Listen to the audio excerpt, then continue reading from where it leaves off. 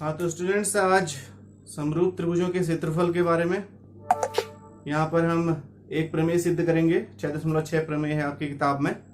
तो इसके अनुसार क्या है, दो समरूप त्रिभुजों का जो क्षेत्रफल होगा, अगर हम उसका अनुपात लेते हैं, दो समरूप त्रिभुजों के क्षेत्रफल का अनुपात उनके संगत भुजाओं के अनुपात के वर्ग के बराबर होता है। जैसे हमने ABC यहाँ पर और PQR दो समरूप त्रिभुज हमारे पास हैं, पहले से दिए हुए हैं, तो इनके जो संगत भुजाएं होंगी AB PQ के, BC QR के और AC PR के संगत होगा। तो इनका अगर हम अनुपात लेते हैं तो AB बटे PQ, तो AB बटे PQ हमने एक संगत भुजाओं के अनुपात का अनुपात लिया और उसका वर्ग किया, तो इन दो त्रिभुजों के क्षेत्रफलों के अनुपात के बराबर होगा। यानी कि ABC एरिया ऑफ ABC बटे एरिया ऑफ PQR, इन दोनों के क्षेत्रफलों का अनुपात इनके संगत भुजाओं के अनुपात के वर्ग के बराबर होगा। एक संगत भुजाओं का जोड़ा ये है, एक BC और QR होगा और एक ये होगा। तो तीन प्रकार से हम यहाँ पर लिखेंगे। तो इसको हमको सिद्ध करना है। यहाँ पर इसको सिद्ध करने के लिए हम क्या करते हैं, सबसे पहले A से लेके BC पर एक लंब खींचते हैं AM, और P से लेके QR पर एक लंब खींचते हैं PN। ऐसा इसलिए कर रहे हैं क्योंकि हमको एरिया की आवश्यकता है। तो एरिया अगर हमको त्रिभुज का चाहिए, अगर हमारे पास ऊंचाई हो जाएगी तो आधार गुणा ऊंचाई सूत्र लगा के हम ABC और PQR का क्षेत्रफल निकाल लेंगे। तो सबसे पहले हम ये लिखते हैं, एरिया ऑफ, तो त्रिभुज ABC का क्षेत्रफल यहां पर हो जाएगा 1/2 आधार गुणा ऊंचाई। तो ये सूत्र तो आपको पहले से पता है। तो 1/2 आधार आपके पास यहां पर है BC और ऊंचाई है यहां पर AM। क्योंकि हमने BC पर सामने वाले शीर्ष से लंब खींचा है तो AM ऊंचाई हो जाएगी। यहां QR पर सामने वाले शीर्ष से हमने लंब खींचा है तो PN यहां पर ऊंचाई हो जाएगी। इसी प्रकार से त्रिभुज PQR का क्षेत्रफल हो जाएगा 1/2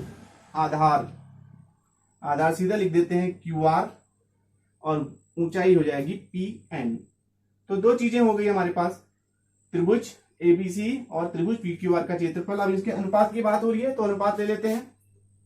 तो एरिया ऑफ ट्रायंगल ABC और इसका एरिया लिखने के लिए हम AR लिखते हैं आगे से, त्रिभुज PQR। तो अनुपात हमने जो हमें सिद्ध करना है वो हमने लिख लिया एरिया ऑफ ABC बटे एरिया ऑफ PQR, ABC बटे PQR बराबर, यहां से कितना आएगा 1/2 BC गुणा AM, BC गुणा AM बटे पूरे के बट्टे 1/2 QR गुणा PN। तो 1/2 1/2 कैंसिल हो जाएगा, तो कुल मिला के आया BC बट्टे QR गुणा AM बट्टे PN। तो इसको हम समीकरण नंबर 1 ले लेते हैं। अब हमारे पास जो है BC बट्टे QR और AM बट्टे PN है, ये हमको प्राप्त करने हैं। तो AM बट्टे PN प्राप्त करने के लिए हम एक ये ट्रायंगल ले लेते हैं और एक ये ट्रायंगल लेते हैं। अब नाउ त्रिभुज AB और M तथा त्रिभुज PQ और N में कोण B बराबर कोण Q होगा, क्योंकि त्रिभुज ABC तथा त्रिभुज PQR समरूप हैं, इसलिए दोनों बराबर हुए। ABC PQR दोनों समरूप त्रिभुज हैं तो संगत कोण बराबर होंगे। BQ के संगत है, इसलिए कोण B कोण Q के बराबर हो गया।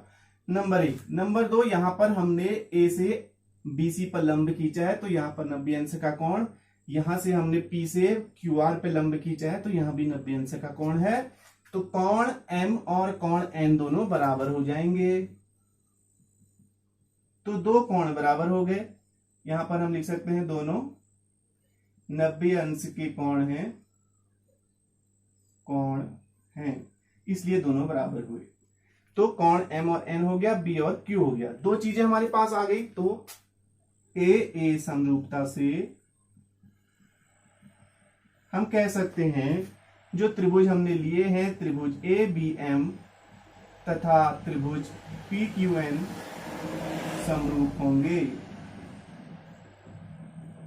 तो ये भी एक कसौटी है, ए समरूपता कसौटी। उससे हमको ये पता चलता है कि A, B और M, P, Q और N दोनों समरूप हो गए। समरूप हो गए तो इनके जो संगत भुजाओं का अनुपात होगा वो बराबर होगा। हमें एक अनुपात ये चाहिए AM बट्टे PN, तो हम इसको लेते हैं। तो AM बट्टे PN जो होगा इस त्रिभुज में, देखिए A, B और M, P, Q और N को हमने अभी अभी समरूप सिद्ध किया है। तो इनके संगत भुजाएं ले लेते हैं, AM बट्टे PN और AB बट्टे PQ। संगत भुजाएं उसी प्रकार से ली जाएंगी जिस प्रकार से हम त्रिभुज को लिखते हैं। जैसे ABC लिखा है तो AB जो होगा वो PQR लिखा है तो AB PQ के और BC QR के और CA RP के संगत होगा। तो इस प्रकार से हम भुजाएं लिखते हैं। तो ये यहां पर एक रिजल्ट हमको मिल गया। अब दूसरा रिजल्ट, इसको हम समीकरण नंबर 2 लिख देते हैं। अब हमें यह भी दिया हुआ है कि त्रिभुज ABC तथा त्रिभुज PQR समरूप है। समरूप है तो क्या होगा, समरूप है तो इनके भुजाओं का अनुपात बराबर होगा। तो AB बट्टे PQ बराबर BC बट्टे QR बराबर CA बट्टे RP होगा। मतलब AB बट्टे PQ BC बट्टे QR AC बट्टे PR के बराबर होगा। जब भी समरूप होते हैं दो त्रिभुज तो उनके संगत भुजाओं का अनुपात बराबर होता है, तब हमने ये लिखा हुआ है। ABC हमको संगत दिया है, ABC PQR दो संगत त्रिभुज हमको दिए हुए हैं, इसलिए हमने ये रिजल्ट यहां पर लिखा। तो ये समीकरण नंबर 4 हो गया।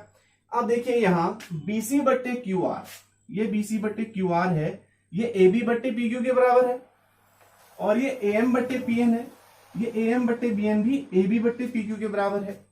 यानी ये जो BC बट्टे QR है वो भी AB बट्टे PQ के बराबर है और ये AM बट्टे PN है वो भी AB बट्टे PQ के बराबर है। इसका मतलब हम इन दोनों जगहों पर BC बट्टे QR और AM बट्टे PN की जगह पर हम AB बट्टे PQ रखेंगे तो ये वर्ग आ जाएगा।